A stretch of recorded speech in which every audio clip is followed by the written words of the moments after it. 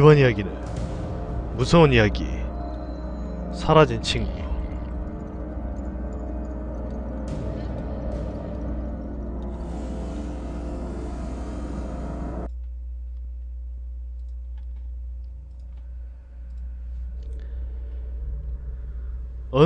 어느 여름날 친구 A가 내게 말했다.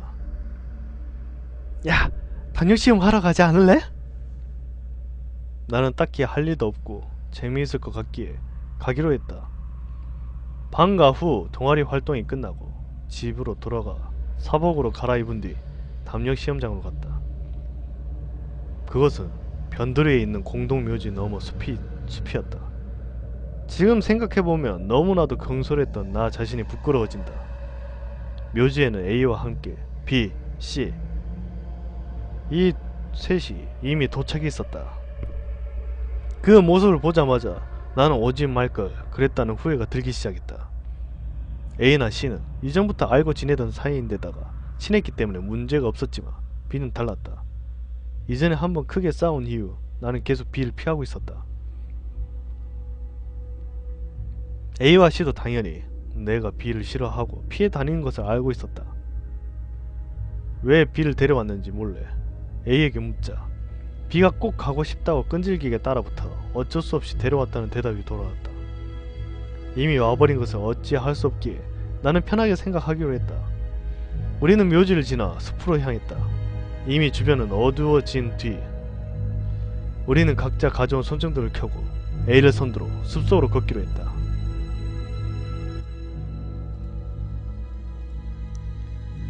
벌레들의 울음소리가 사방팔방에 끊임없이 들려온다. 이렇게 깊은 숲인데다가 여름이니 엄청나게 시끄러웠다. 가끔씩 팔에 달라붙는 모기를 때려잡으며 우리들은 말없이 걷고 있었다. 어쩐지 기분이 나빠져 빨리 돌아가고 싶다고 생각했는데 옆에서 걷고 있던 B가 갑자기 발걸음을 멈추고 A 쪽을 바라보고 있었다. 야, 무슨 일이야? A가 묻자 B는 고개를 들어 흔들며 아무것도 아니야 라고 말할 뿐이었다. 뭐야, 놀랬잖아. A는 그렇게 말하고 다시 걷기 시작했다.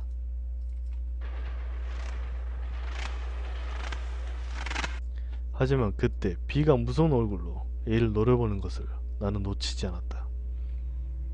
A는 B와 이야기를 하며 앞에 걸어가고 있고 나는 C와 함께 뒤쪽에서 걷고 있었다. 그리고 어느 정도 지나 꽤 깊은 숲속까지 왔을 무렵이었다. C가 나에게 작은 소리로 말을 걸어왔다. 야, B 녀석 이상하지 않냐? 어? 야, 이상하다고 뭐가? 야, 저 녀석 아까 전부터 계속 입을 뻐끔거리고 있어. 그 말을 듣고 B를 바라보니 확실히 입을 움직이고 있었다. 하지만 무엇인가 소리를 내서 말하는 것이 아니라 마치 립싱크 하듯이 입술만 움직이는 것이었다.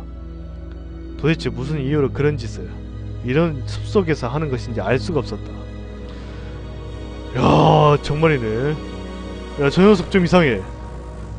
내가 말하자 C는 근처를 둘러보기 시작했다. 야, A는? 그러고 보니 A가 없었다. 조금 전까지만 해도 B와 앞에서 걷고 있었는데 먼저 가버린 것이라고 생각한 우리는 걸음을 재촉했다. 하지만 B는 어째서인지 우리를 쫓아오려 하지 않았다.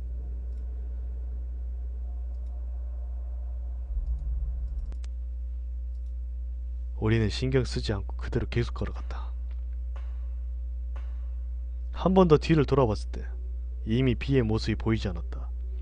우리는 계속 걸었지만 A의 모습도 눈에 띄지 않았다. 나는 방금 좀 A와 B 이야기를 하고 있었던 것을 생각하고 혹시 B는 A가 어디 갔는지 알지 않을까 싶어 B가 있는 곳으로 돌아가기로 했다. 그렇지만 돌아가도 B의 모습이 보이지 않았다. 우리는 점점 무서워지기 시작했다. 잠깐 사이에 친구 2명이 사라진 것이다. 어쩔 수 없이 나와 C는 숲의 출구를 향해 걷기 시작했다. 그 사이에도 주변을 손전등으로 비추며 A와 B를 찾았지만 결국 숲을 나설 때까지 두 사람은 전혀 보이지 않았다. 겨우 섬뜩한 숲을 벗어나자 내심 안심이 되었지만 동시에 그 안에 A와 B가 있다는 것을 떠올리자 소름이 끼쳤다. 나는 C와 이야기한 끝에 이대로 다시 찾으러 가도 잘 보이지 않을 테고 두 사람이 이미 집에 갔을지도 모른다는 결론을 내린 후 집으로 돌아갔다. 집에 돌아온 후 나는 A의 집에 전화를 했다. 전화를 받은 A의 부모님은 아직 A가 돌아오지 않았다는 대답을 하셨다. B의 집에 전화를 거는 것은 기분 나빴기 때문에 C에게 부탁을 하여 대신 전화하도록 했다. 그리고 돌아온 대답은 B 역시 집에 돌아오지 않았다는 것이다. 그제야 나는 큰일이 났다는 것을 알아차렸다. 나는 경찰에 전화해 묘지 옆에 숲에서 담력 시험을 하다가 친구들이 사라졌다고 말했다. 곧 경찰이 출동하여 숲과 묘지 부근을 수색하기로 시작했다. 그러나 경찰의 수색에도 불구하고 A와 B는 발견되지 않았다. 그리고 담력 시험 후 2개월 정도 지났을 무렵 그 숲에서 A의 시체가 발견되었다. 발견한 것은 주변에 사는 사람으로 시체는 꽤 부패한 상태였다고 한다. 경찰에 의하면 최소 사망한 지 6주는 경과된 상태로 눈에 띄게 부패가 진행된 상태였지만 외상도 없고 부검 결과 별다른 이상이 발견되지 않았다고 한다. 결국 A의 사인은 조난에 의한 사고사로 결정되었다. 하지만 B는 그 이후에도 발견되지 않았고 나는 세월이 흐름에 따라 그 사건 자체를 잊어가기 시작했다. 그리고 5년이 지나 대학생이 된 후 나는 우연히 서점에서 C와 마주쳤다.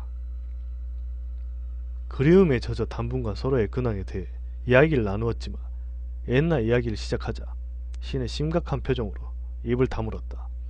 그리고 잠시 C의 입에서 믿을 수 없는 이야기가 나왔다. 행방불명 상태였던 B가 작년에 발견되었다는 것이다. 그것도 기묘한 사건이 있던 숲 옆의 묘지에서.